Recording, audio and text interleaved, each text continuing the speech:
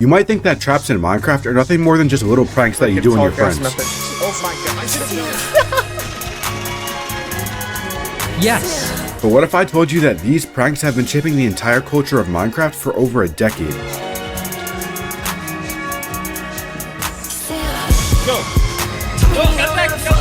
To fully understand why trapping has lasted this long and has had this much of an impact on the community, we have to go all the way back to the beginning of Minecraft, back in 2011. During the early stages of Minecraft, people didn't really know what they were doing, and to be honest, I can't even blame them. There was no tutorial on how to play the game, and no true goal without the Ender Dragon. It was a true sandbox game with no prominent ending. There was also very limited content on social media. People didn't know what 100 Days videos were, what Bed Wars was, or whatever this is. Talk about this. You see, people hadn't really discovered the power and money you could get from professional servers yet. All they knew was this. This was Minecraft and nothing else had existed yet. People were just having good times and experimenting. It was all fun and games. So when people would trap their friends in Minecraft, it was just a fun laugh people had every once in a while. It didn't really mean too much yet, but it was growing on people as the game continued to grow in popularity. After this brief starter period, Minecraft went on to spread like wildfire, and some iconic traps started to make their way onto the scene. As the game grew more popular, people became more and more creative. Break it. Yes!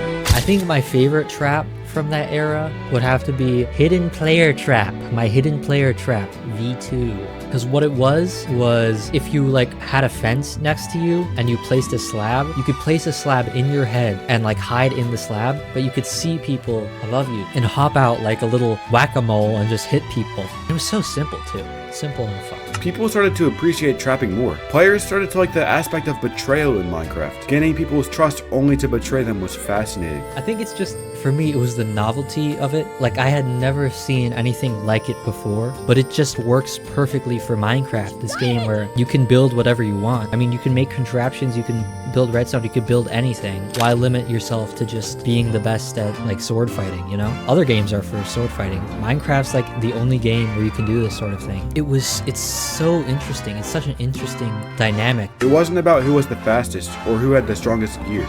It was about outsmarting your opponent. Fast forward a few years, and trapping wasn't just a side tactic anymore. It was now slowly making its way into the culture. Professional servers like Mineplex, Bitzel, and UHC servers were exploding in growth. What drew me to trapping was Fruit Berries. He used to make videos trapping on Hypixel UHC. Please die. Competitive minigames brought thousands of players into the same few maps. This was the perfect playground for traps, because the games were fast-paced and there was always action going on. This quite literally exponentially increased the rate at which traps were evolving because there were just so many more opportunities to trap people. I think what stands out to me about trapping is it's just satisfying, like outsmarting someone, you know? People stopped making traps as jokes. Instead, they became genuine strategies to win games. This strategy was pretty common too, because players were way more naive back then. For many, this was the first time that they had ever seen a trap in a real match. They were clueless. But that wouldn't last long. As players caught on, others had to get more creative. No! Traps also started to bring paranoia. Players were now scared to follow someone back to their base, because they might be walking right into a trap. But I also remember, because I used to do a series where I would trap YouTubers, they were like terrified of getting trapped because of that. But I just think in general it made people aware of trapping, whether they were getting trapped or doing the trapping. The trapping community became a race. Who could make the next insane trap? People who had never even touched redstone before were now learning it just to make traps. It started to shape how servers were designed and how YouTubers made content. For example, Hypixel gave their trappers their own Skywars kit to shine more light on the playstyle. YouTubers had to adapt, evolve, and innovate just to stay relevant. Nowadays, trapping has evolved into something completely different. Most people would assume that trapping would slowly die along with the decline in popularity of Bed Wars and UHC in late 2019. But what was about to happen could not be further from that. You see, as people started to drift away from those game modes, they didn't forget about trapping. Instead, they found new ways to use it. The first example of this came with the rise of TikTok and YouTube Shorts around 2021. Instead of trapping being about winning or strategy, it became about getting the clip or putting on a show. One trap I made recently is the floating string, and then you place a bed. under it. And honestly, it's really effective, incredibly cheap, and very easy to time correctly. The whole narrative started to shift. Now, these traps obviously weren't very practical, but people didn't care. They watched for the thrill, the entertainment. One thing that I noticed is that it's a lot more entertaining to trap people using some stupid shit trap versus, you know, like a flat ground or whatever. And actually, I'm really glad we have Hoplite now, because all those fun like sandboxy games like Sky Wars and whatever, we haven't had them in the latest versions until Hoplite came out. The same narrative also carried right into the next era of Minecraft, what we know today as SMP content. SMP production value has skyrocketed over the last few years, and some of these videos are just out of this world. This led to a huge focus on trapping within the SMP community. Minecraft started to become not just about skill anymore, but instead it's become an art form.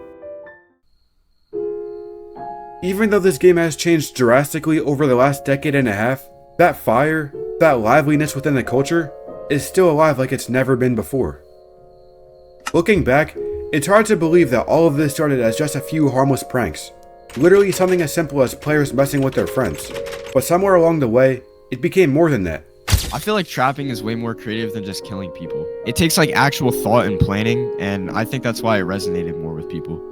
I think trapping is way more about showing your personality. Fighting is whatever and more straightforward, but I feel like traps let you express yourself. You know, you can make something very clever or something completely stupid and it doesn't matter. You get to choose what it is, and that's what makes it special. It became a language, a way to express emotion and creativity all within a world made out of just blocks. When I think back to the first time I ever trapped one of my friends in Minecraft, I didn't realize that it was the start of something so big. I was just laughing, you know, it didn't really mean anything. But looking back now, it's crazy to think that even those laughs built something that still matters to me to this day. Every era of trapping had its own way of playing, but trapping never fully disappeared. Instead, it persevered. It adapted, with the players, the updates, the servers, and the YouTubers. And I think that it represents Minecraft in its simplest form: freedom. The idea that you can take the simplest materials and turn them into something special. So when you think about it, that's kind of what Minecraft's always been about. Maybe the traps were never about winning. Maybe they were reminding us why we play.